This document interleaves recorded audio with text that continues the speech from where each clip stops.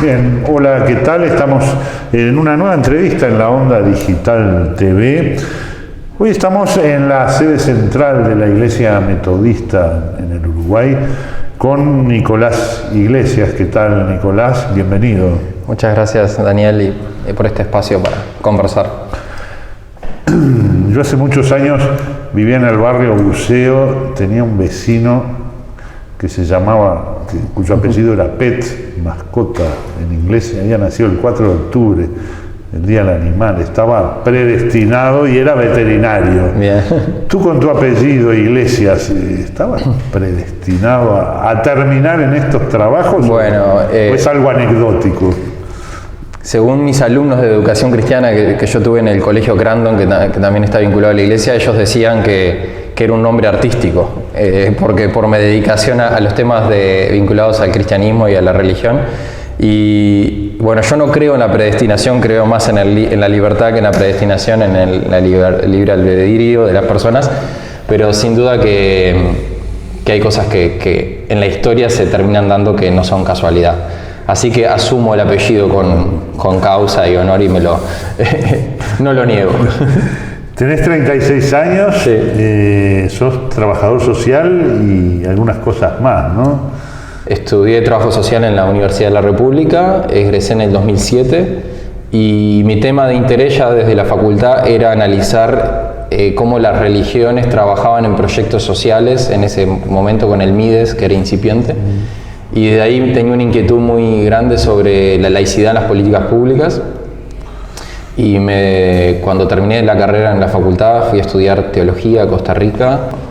Y bueno, conocí también muchas otras realidades latinoamericanas y viendo que el fenómeno religioso estaba presente, tanto en procesos de transformación social, con conservadurismos, y descubrí que en Uruguay a veces la religión queda algo, o estaba en aquel momento todavía como más restringida a lo privado. Empecé a tener mucha curiosidad en el fenómeno religioso, y también como provengo también de una familia y una tradición protestante en mi hogar y sindicalista y social, bueno, como que todo confluyó en lo que soy hoy, en mis intereses. Y bueno, tú decías justamente que provenís de esa tradición protestante. Ahora, a nivel general muchas veces se desconoce las diferencias en el seno del cristianismo, ¿no? Claro. Se dice la iglesia y se piensa automáticamente en la iglesia católica. Sí. Y no se ve que hay toda una vertiente cristiana, fundamentalmente hija del protestantismo, de la Reforma, importante, fuerte, ¿no? Está la metodista, la valdense, Si uno tuviera que pensar el cristianismo como un árbol, que para mí es siempre como la figura gráfica, pedagógica más fácil de ubicar, el cristianismo tiene tres grandes ramas: el catolicismo romano, el protestantismo y la tradición ortodoxa.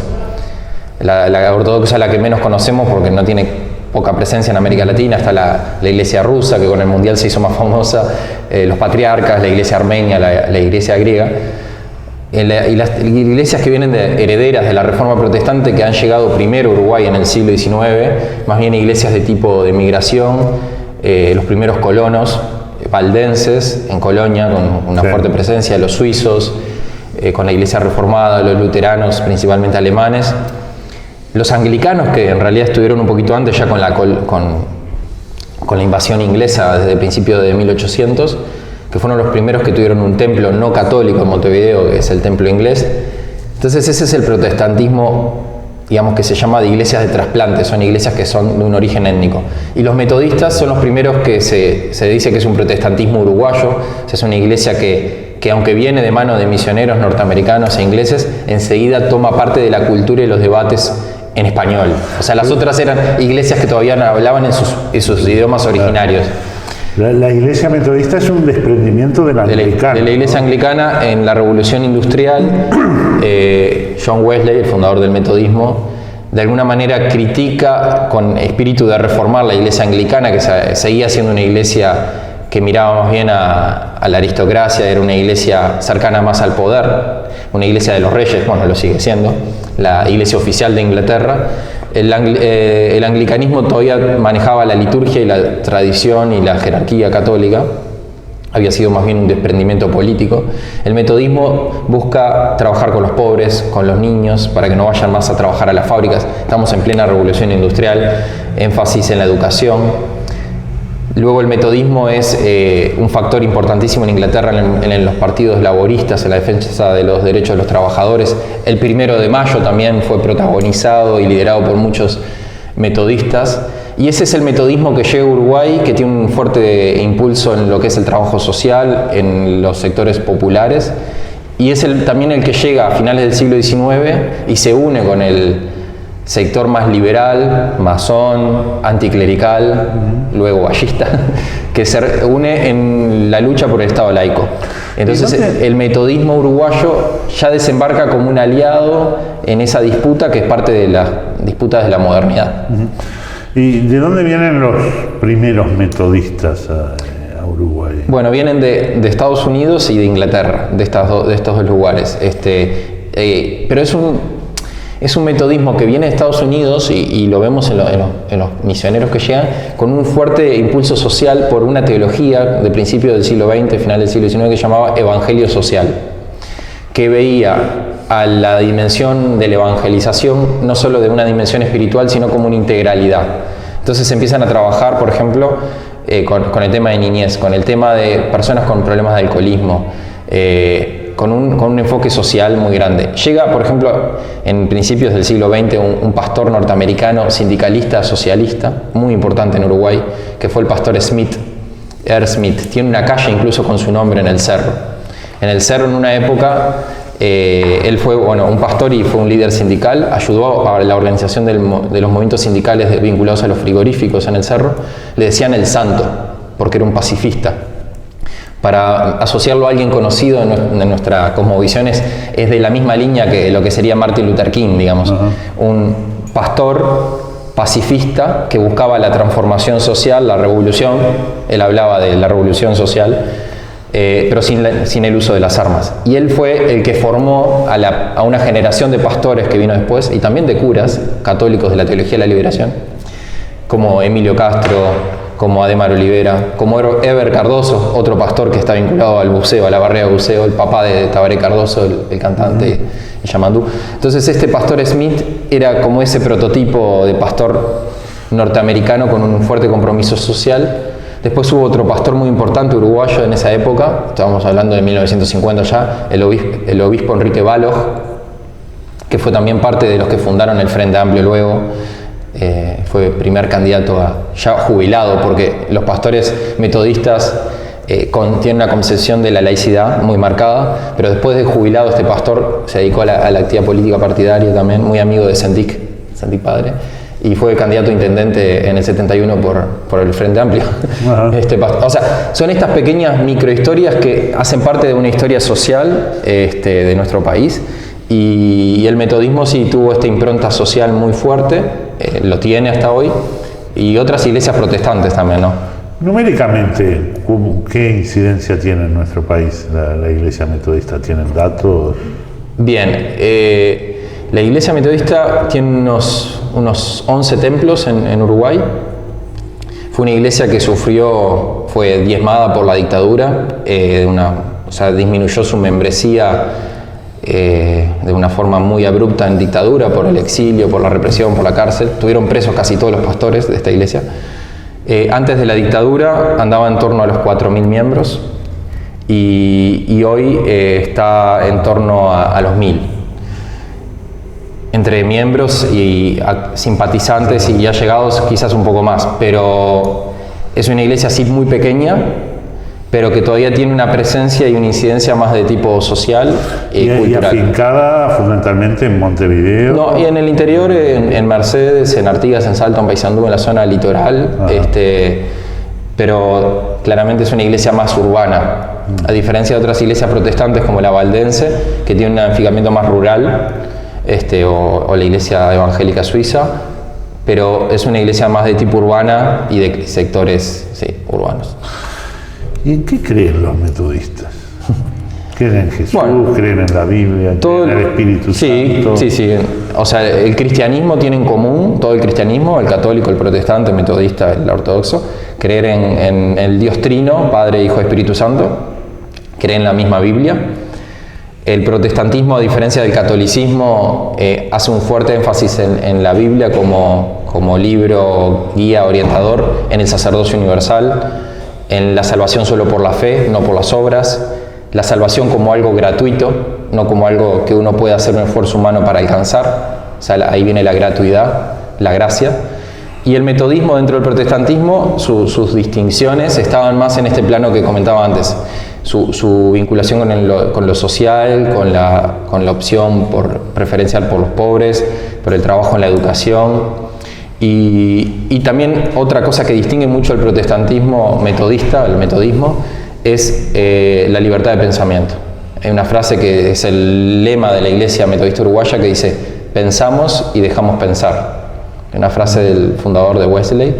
Entonces, el metodismo no tiene una ortodoxia o una lectura fundamentalista del texto bíblico, sino tiene una hermenéutica. La hermenéutica tiene que ver con la posibilidad de la interpretación, y la interpretación de la Biblia tiene que ver con la posibilidad de que tiene una comunidad o una persona de leer el texto bíblico de acuerdo a un contexto social, político y cultural. Entonces ese mensaje se resignifica en cada realidad. Entonces no es lo mismo lo que fue el metodismo del siglo XVIII, del siglo XIX, en Estados Unidos, en África o en Uruguay. Entonces uno puede encontrar en la historia metodistas muy diferentes. Para poner dos antagónicos, Nelson Mandela es metodista.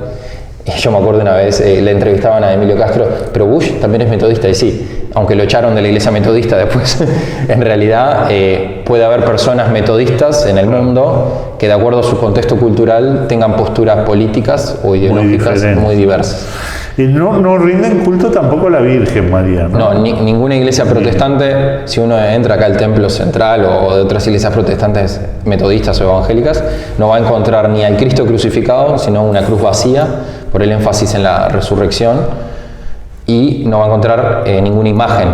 Y en general va a encontrar templos muy austeros, porque el protestantismo y el metodismo vienen de una teología y una idiosincrasia cultural también, porque ahí de la austeridad. Jesús, Hijo de Dios, Dios, ser humano, personaje histórico, construcción de Pablo, no sé. ¿Cuál es tu visión? Mi visión de Jesús.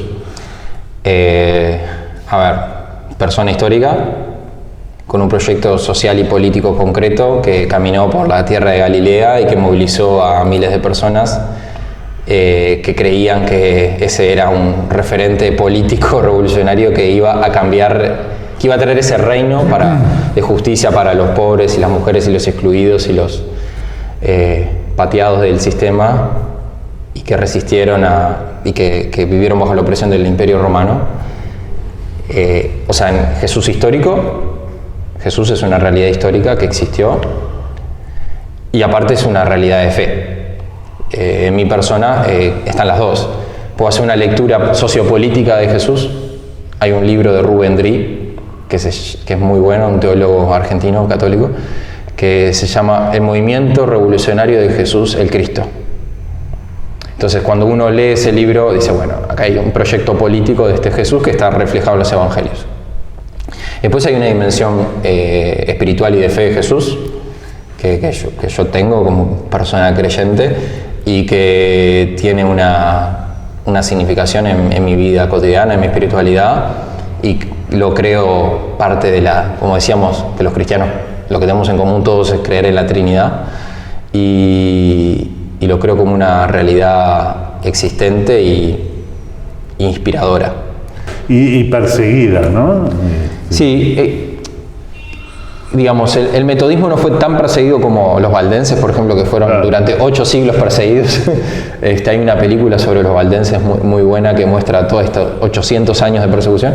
El metodismo sí en un momento fue perseguido en Inglaterra y de ahí salen los pioneros a Estados Unidos. Pero sí, yo creo que la idiosincrasia protestante en Uruguay y en América Latina es de ser una iglesia de minoría. Y el saberse minoría, sea en el protestantismo, en el judaísmo o en las religiones afro, uno genera una subjetividad que quizás es más empática con otras minorías. Hay un trabajo, porque, por ejemplo, uno a nivel de la Iglesia Católica nota un trabajo proselitista, digamos, de tratar de atraer fieles, de crecer. ¿Hay algo así por parte de la Iglesia Metodista? Lo hubo, ese proselitismo más combativo, ese proselitismo más militante, yo creo que lo hubo fuertemente en el primer metodismo y fue quizás así hasta los años 50, 60. Digamos, por eso también la Iglesia Metodista era mucho más grande en esas épocas que ahora. Después, por varios procesos, uno es el proceso que tiene cualquier grupo humano, que se institucionaliza, se instituye y baja el activismo o la militancia, por decirlo en esos términos. Hoy el metodismo no es una iglesia que es proselitista. Y aquí sí, quizás diferenciar proselitismo religioso de actitud de evangelización o testimonio cristiano. Se comprende que el testimonio cristiano pasa por otras cosas que no son la actividad de tratar de convertir al otro a la religión o al grupo religioso a lo que uno pertenece. Y también por esta comprensión más plural del mundo y no creerse que uno tiene la verdad revelada y mi verdad es la que está por encima de las otras verdades. Entonces es muy respetuoso de las creencias o de las no creencias de las personas. Y también hay mucho también de un cristianismo que se vuelve en alguna forma tradicional. Todo grupo religioso cuando surge tiene una actividad mucho más proselitista y cuando se institucionaliza deja el proselitismo y pasa a una fase más institucional. Eso es común de cualquier grupo, proceso cultural y humano. Yo hace muchos años, una vez conversando con un amigo valdense practicante, además, cometí el error cuando le estaba hablando de asimilar a los grupos evangelistas que hoy conocemos con evangélicos. Y me saltó y me hizo la distinción. No, me dice. Nosotros somos evangélicos, no somos evangelistas, para diferenciar de todo este fenómeno neopentecostal. Hay una cuestión hasta con Pero muchas veces no se ve esa diferencia, ¿no? En el común de la gente no se percibe. Yo lo explicaría con dos cosas. Por un lado, que a veces digo para hacerlo gráficamente, el pastor más conocido del siglo XX en Uruguay, quizás el referente en términos hasta comunicacionales más importante, fue Emilio Castro. Sí. Escribía en Marcha, líder no solo eclesial sino social, etcétera. Fue secretario general de Consejo Mundial de Iglesias. El pastor más famoso del siglo XXI es el apóstol Márquez, de una iglesia neopentecostal y con toda una acción política, social en un signo contrario a Emilio Castro, para hablar como de dos figuras que son en términos de contenido evangélico opuesto. Eso es una dimensión que tiene que ver con dos momentos históricos diferentes de nuestro país. Y después hay una cuestión con las palabras que tiene que ver con las traducciones del inglés. La palabra evangélico o protestante en Estados Unidos se le utiliza en general para referirse a las iglesias históricas, estas que hablábamos primero, anglicanos, presbiterianos, valdenses, reformados, luteranos, metodistas. Y la palabra evangelical viene de evangelista, evangelicals, que los evangelicals en Estados Unidos son los que se consideran conservadores o fundamentalistas, o ahora fundamentalistas. Y la distinción esta comenzó a principios del siglo XX en Estados Unidos, en 1900, en una fuerte disputa en relación a cómo se lee el texto sagrado, el texto bíblico. Algunos decían, los protestantes, una perspectiva más liberal y en diálogo con las ciencias y con la modernidad, no, el texto bíblico tiene que ser interpretado. Y hay un enfoque social y político de la actividad de la evangelización. Y los evangelicals, o los fundamentalistas, escribieron unos libros que se llamaban The Fundamentals, de ahí viene la palabra fundamentalista, que decían los fundamentos de nuestra fe son esto, y no se mueven, y se lee de forma literal. Y a partir de ahí viene todo un montón de conclusiones también de lecturas morales sobre la Biblia. Sin embargo, hacen unas lecturas muy tal vez amorales a veces. Claro, bueno, se puede llegar a justificar la guerra, la violencia, Claro. depende de la palabra moral, es muy ambigua de acuerdo al contexto, pero sí son lecturas conservadoras en lo que, por ejemplo, en lo referido a temas de familia, sexualidad, para decir algo muy obvio o no tan obvio. Para las iglesias de tradición protestante hay ordenación de mujeres, hay ordenaciones de pastoras y pastores de la diversidad sexual, lesbianas, gays. En Estados Unidos, personas trans son pastoras de estas iglesias o pastores. Hay matrimonio igualitario, se apoya las leyes de salud sexual y reproductiva, etcétera, etcétera, etcétera. En este otro lado vemos una lectura... No existe el celibato. No, eso no existe en ninguna iglesia protestante, el celibato obligatorio. Puede haber personas que opten, pero Sí, claro. no es obligatorio. Pero en este otro sector más conservador hay una lectura moral, y esa lectura moralizante o moral de la Biblia también tiene una dimensión de control, o sea, de control de los cuerpos, de control de la sexualidad, de también a veces de un discurso de discriminación que llega a casos a veces muy violentos, ¿no? ¿Y cómo es la estructura, por ejemplo, de la iglesia metodista? Por ejemplo, la iglesia católica, bueno, uno sabe que tiene una estructura piramidal, con un papa, con diferentes estructuras de obediencia, ¿no? La metodista... Sí, las iglesias protestantes históricas y la metodista obviamente tienen una organización. Pero para decir grandes diferencias, hay comisiones directivas que se votan de forma democrática. Son iglesias que practican la democracia interna. El protestantismo a veces se dice que es medio como, es parte de la padre espiritual de la democracia. O sea, el protestantismo, desde su crítica de Martín Lutero, habla de el sacerdocio de todos los creyentes. No hay más papa ni autoridad entre Dios y las personas, somos todos iguales, mujeres y hombres. El metodismo, el protestantismo, tiene comisiones directivas, tesoreros, presidentes, rotan, y el presidente de la iglesia metodista puede ser laico, puede ser el actual presidente es un ingeniero, se llama Alfredo Alcarrás, o puede ser un pastor o una pastora, puede ser un joven, un viejo. Ajá. No necesariamente tiene que ser alguien ordenado. Ordenado, claro, eso es una gran diferencia. Y los cargos son rotativos y se votan por asamblea, como cualquier grupo de la sociedad civil, digamos. Bien, y ¿cómo hay instancias de diálogo interreligioso hoy que Sí. participan? Incluso hasta se ha promovido desde la Secretaría de Derechos Humanos de la Presidencia, en una instancia. ¿Ustedes participan de esas? Sí. El metodismo uruguayo especialmente ha sido muy ecuménico, o sea, eso, el diálogo entre los distintos grupos cristianos e interreligioso. A mí me tocó ser durante unos años el facilitador del diálogo interreligioso de Uruguay, que aparte por ser joven y no ser clérigo tenía muchas ventajas, y ahí participaban rabinos, sacerdotes, maes, paes, pastores. Y la iglesia metodista es una iglesia que busca el diálogo interreligioso porque creemos que el diálogo interreligioso es necesario para la construcción de una sociedad plural. Un teólogo hablaba que no va a haber paz en el mundo sin paz entre las religiones. O sea, a veces las religiones son instrumental y excusa para la guerra.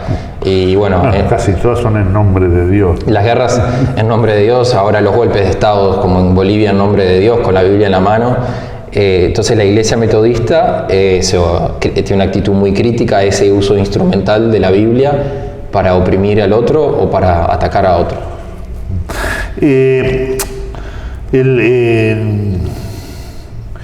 La década del 60, por ahí surgió, sobre todo en el seno de la Iglesia Católica, ¿no? La teología de la liberación. Pero ¿cómo se dio eso? Bueno, tú citabas casos de figuras emblemáticas de la Iglesia protestante en nuestro país, muy asociada a los movimientos políticos y sociales de la época. ¿Eso continuó o se ha ido disolviendo en la historia? No, el metodismo y el protestantismo uruguayo tiene una fuerte vertiente de la teología de la liberación.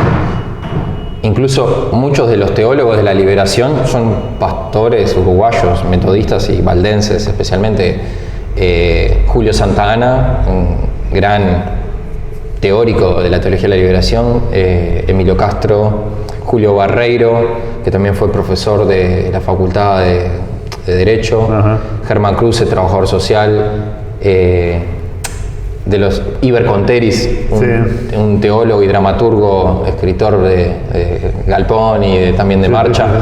Y también hubo teólogos protestantes como Richard Shaw, como Rubén Alves en Brasil, que incluso fueron previos a la teología de la liberación, una teología llamada la teología de la revolución, que estaba mucho más en diálogo con lo que fue obviamente la revolución cubana. Entonces sí, eso es algo que pertenece a la historia, pero también pertenece al presente. Pasa que la teología de la revolución, la teología de la liberación, agarró nuevas agendas, nuevas áreas de diálogo, y de los 70 en adelante tenemos la teología negra, la teología indígena, la teología de la niñez, con el diálogo con los derechos del niño, la teología feminista, la teología de la queer, la teología de la diversidad sexual, la ecoteología, vinculado al tema ambiental. O sea que la teología de la liberación, que tenía como sujeto principal a la emancipación, la liberación de la pobreza, como elemento de la salvación, se redefinió en otras luchas o en otras causas sociales. Pero obviamente, eso obviamente que hay que aclarar, no estamos en los 60 en ninguna iglesia protestante ni católica, o sea, estamos en otro momento.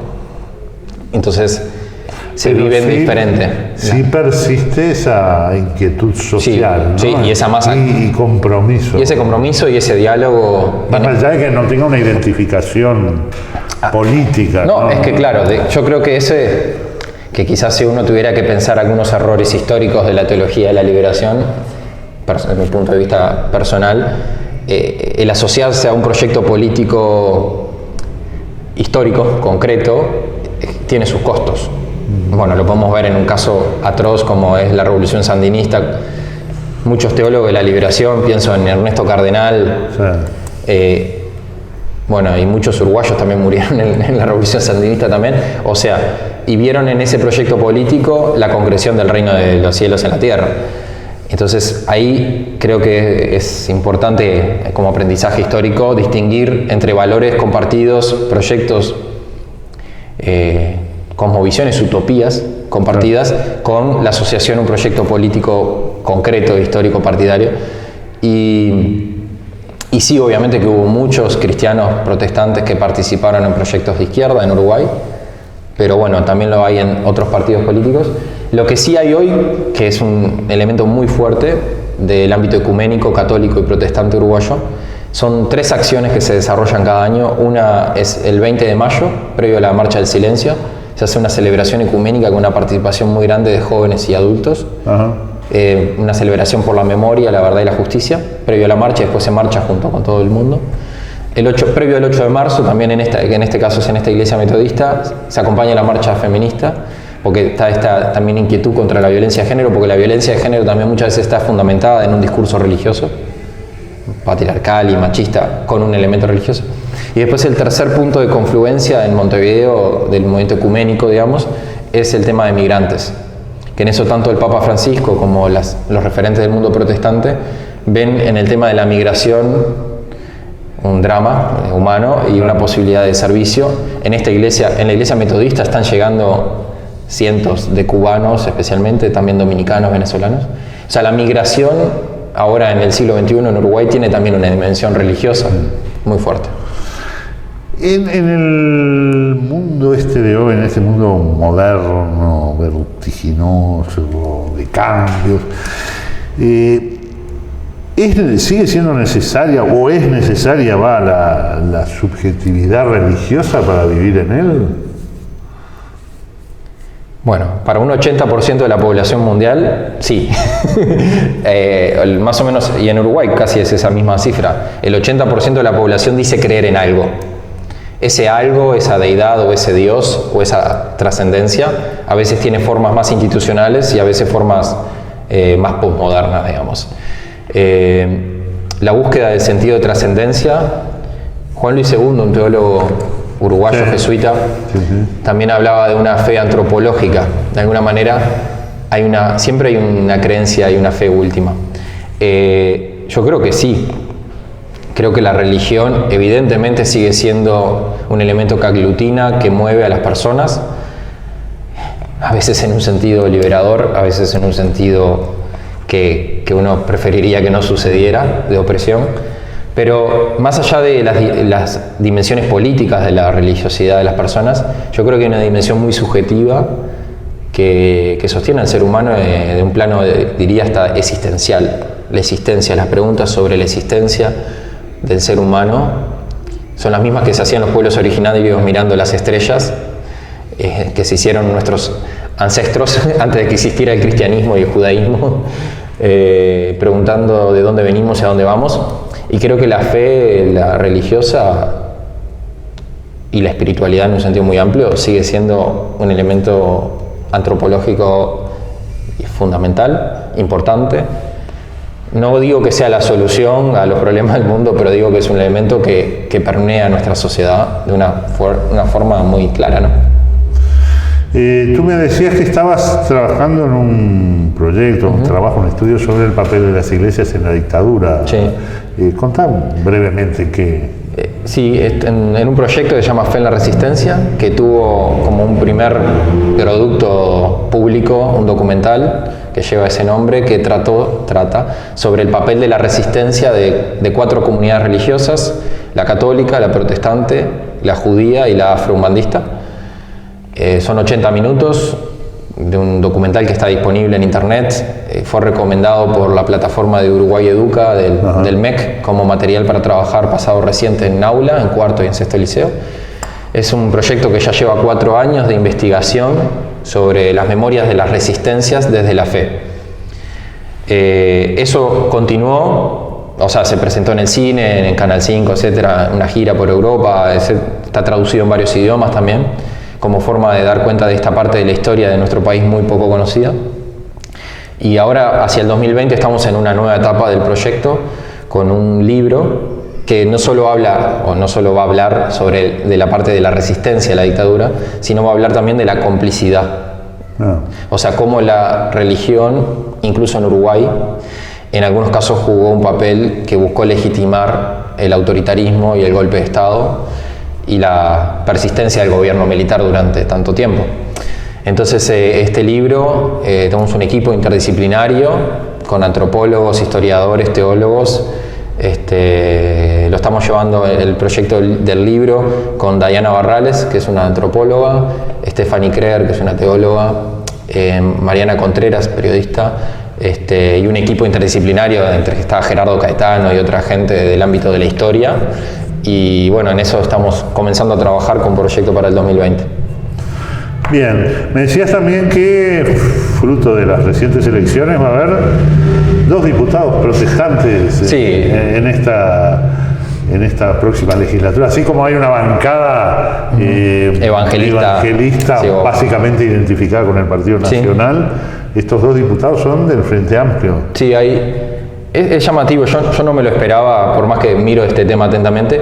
El Frente Amplio en este momento va a tener 6 diputados cristianos, 4 católicos y 2 protestantes. Los protestantes se llaman Daniel Gerhard, que es del PDP, que es el hijo del vicepresidente de la Iglesia Metodista, que es un joven que tiene una trayectoria del ámbito scout, del ámbito de los movimientos sociales, del ámbito ecuménico también con la Iglesia Católica. Y después hay otro joven, los 2 tienen 31 años, es de Colonia, Nicolás Viera, que es de la Iglesia Valdense. Y los 2 son protestantes, los 2 vienen del ámbito de la educación y de la militancia social a nivel de base.